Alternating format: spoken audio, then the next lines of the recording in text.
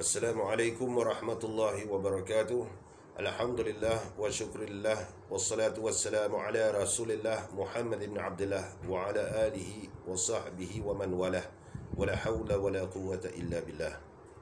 Alhamdulillah, segala puji bagi Allah. Kita tidak lama lagi akan bertemu dengan bulan Ramadan yang penuh maghfirah. Syahrul Ramadan, Syahrul Quran. Bulan Ramadan itu adalah bulan Al-Quran. Bulan penuh dengan pengampunan. Dan pada tahun ini, bulan Ramadan pada tahun ini akan menjadi Ramadan yang pertama kali dalam sejarah hidup kita. Bulan Ramadan yang lain daripada yang lain yang pernah kita alami sebelumnya. Iaitu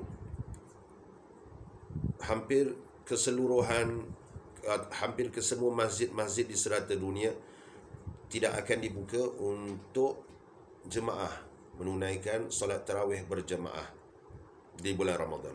Antara hikmahnya ialah dapatlah para saudara-saudara kita yang sudah berumah tangga dan juga yang belum berumah tangga untuk belajar cara menjadi imam. Dan mungkin ini juga mudah-mudahan menjadi langkah pertama untuk saudara-saudara kita mendalami ilmu agama, untuk memimpin keluarga seperti mana disebutkan oleh Allah Subhanahu wa taala di dalam Al-Quranul Karim. Ya ayyuhallazina amanu qu anfusakum wa ahlikum nara. Wahai orang-orang yang beriman, selamatkanlah diri kamu dan ahli keluarga kamu daripada api neraka. Di dalam video yang singkat ini, tidaklah akan saya terangkan perkara-perkara perbezaan pendapat, yang mana 8 rakaat itu adalah sunat, 20 rakaat bid'ah. Tidak. Tetapi ini adalah salah satu usaha atas permintaan salah seorang sahabat saya. Salah satu usaha untuk mengajak saudara-saudara Islam kita, memudahkan mereka memimpin solat tarawih bersama keluarga mereka. Akan saya terangkan fadilat-fadilat solat tarawih ini di bulan Ramadan selepas saya terangkan cara-cara untuk memimpin solat tarawih, insya-Allah. Baik, di sini saya akan terangkan dua cara kita boleh melakukan solat tarawih kita itu. Terdiri daripada 8 rakaat ya. Kedua-dua cara ini yang saya akan terangkan ini. Cara yang pertama ialah membaca suratul Fatihah pada rakaat pertama. Selepas membaca suratul Fatihah itu, kita bacalah apa saja surah yang didapati di dalam Al-Quran. Tetapi surah-surah itu sebagai adabnya mestilah yang didapati dalam Al-Quran itu sebelum surah Al-Ikhlas.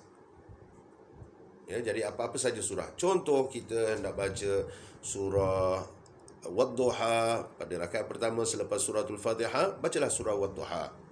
Kemudian pada rakaat kedua selepas membaca suratul Fatihah, bacalah surah Al-Ikhlas. Qul huwallahu ahad, Allahus samad, lam yalid wa lam yulad wa lam yakul lahu kufuwan ahad.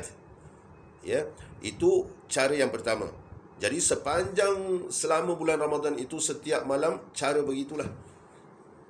Rakaat yang pertama selepas membaca suratul Fatihah, bacalah apa-apa saja surah. Kemudian rakaat yang kedua surah Al-Ikhlas selepas membaca suratul Fatihah sepanjang bulan Ramadan. Cara yang kedua, bermula pada malam pertama kita bertarawih, malam 1 Ramadan hingga malam 15 Ramadan, sama seperti cara yang pertama tadi. Ya, cara yang kedua ini bermula pada malam pertama kita bertarawih, yakni malam pertama bulan Ramadan hingga ke malam ke-15, sama caranya seperti cara pertama tadi. Selepas suratul Fatihah pada rakaat yang pertama, bacalah apa-apa saja surah. Dan selepas suratul Fatihah pada rakaat yang kedua, bacalah surah Al-Ikhlas. Faham? Baik. Tetapi pada malam ke-16 Ramadan hingga ke malam akhir Ramadan itu, akhir kita bertarawih, rakaat yang pertama selepas membaca suratul Fatihah, kita baca surah Al-Qadr. Apa itu surah Al-Qadr? Inna anzalnahu fi lailatul qadr. Surah Al-Qadr. Kemudian rakaat yang kedua, selepas membaca suratul Fatihah, bacalah apa-apa saja surah. Contoh surah Wal Asr, innal insana lafi khusr. Itu cara yang kedua. Ya, jadi faham ya? Cara yang pertama tadi sudah saya terangkan, sepanjang bulan Ramadan, pada rakaat yang kedua baca suratul Ikhlas. Pada rakaat yang pertama, bacalah apa-apa saja surah. Ya, cara yang kedua pula tadi, pada malam pertama hingga malam ke-15 Ramadan itu mengikut cara yang pertama tadi. Tetapi pada malam ke-16 Ramadan hingga malam terakhir kita bertarawih, rakaat pertama selepas membaca suratul Fatihah, kita baca surah Al-Qadr. Kemudian rakaat yang kedua selepas membaca suratul Fatihah, bacalah apa-apa saja surah. Kalau mengikut adabnya, apa-apa saja surah yang didapati di dalam Al-Quran selepas surah Al-Qadr. Itu mengikut adab membaca Al-Quran di dalam solat. Faham ya? Jadi saya sudah pun menerangkan tentang solat tarawih ini. Jadi solat tarawih ini saban tahun, setiap tahun apabila para jemaah kita yang khususnya yang laki-laki menjadi makmum, setiap tahun tanyalah di mana-mana masjid saja akan mendapat aduan. Jemaah ini akan datang pada imam atau pengerusi masjid atau bermacam-macam lagi untuk menyatakan kalau imam tu baca, contohlah imam tu jikalau baca Bismillahirrahmanirrahim, Alhamdulillahi Rabbil Alamin. Nanti mulalah selepas solat tarawih itu, nanti akan adalah aduan-aduan yang mana cakap, imam baca perlahan sangat lah, walaupun 8 rakaat. Dia kata perlahan sangat 8 rakaat. Nanti ada pula imam yang baca Bismillahirrahmanirrahim, Alhamdulillahi Rabbil Alamin, Ar-Rahmanirrahim, Maliki Yawmiddin, Iyyaka na'budu wa iyyaka nasta'in, Ihdinas siratal mustaqim, hingga akhir ayat. Nanti datanglah aduan-aduan yang menyatakan imam ni laju sangat, saya belum lagi habis baca, begini macam-macam lah aduan. Jadi alhamdulillah tahun ini tidak ada aduan. Buatlah sendiri. Yang cuba saya sampaikan di sini, apa ini? Tarawih ini sepatutnya tidaklah dia di pertengahan. Apa maksud tarawih ini? Arwah jamak daripada roh.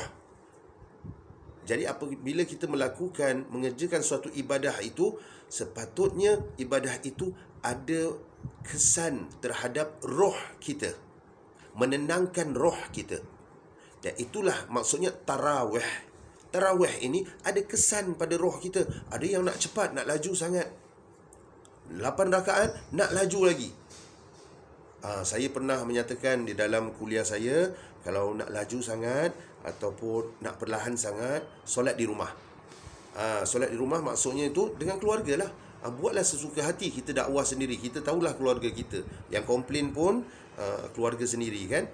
Jadi solat tarawih ini, sepatutnya dia ada kesan, impact pada hati kita. Buat tenang-tenang, lakukan tenang-tenang.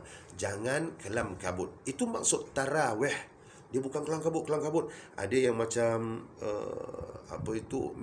maraton ataupun lari relay, lari 400 meter relay. Siapa yang habis dulu, dialah champion. Bukan. Ini kita nak dekat pada Allah. Beri kesan pada roh kita. Ibadah tanpa kesan pada roh kita, itulah masalahnya ya. Jadi kita perlu beradab dalam beribadah ini. Solat tarawih ini termasuk dalam qiyamul lail. Qiyamul lail di bulan Ramadan. Nabi SAW ada bersabda tentang qiyamul lail ini. Nabi telah berkata, alaikum bi qiyamil lail. Lakukanlah solat malam, lakukan solat malam oleh kalian. Jadi apa Nabi sebut? Fa innahu da'abus salihin. Kerana apa? Ia adalah kebiasaan orang-orang yang soleh. Jadi solat tarawih ni termasuk daripada qiyamul lail untuk bulan Ramadan. Dan kita mudah-mudahan kita termasuk juga dalam hadis Nabi sallallahu alaihi wasallam yang menyebut man qama Ramadan imanan wahtisaban ghufira lahu ma taqaddama min dhanbih.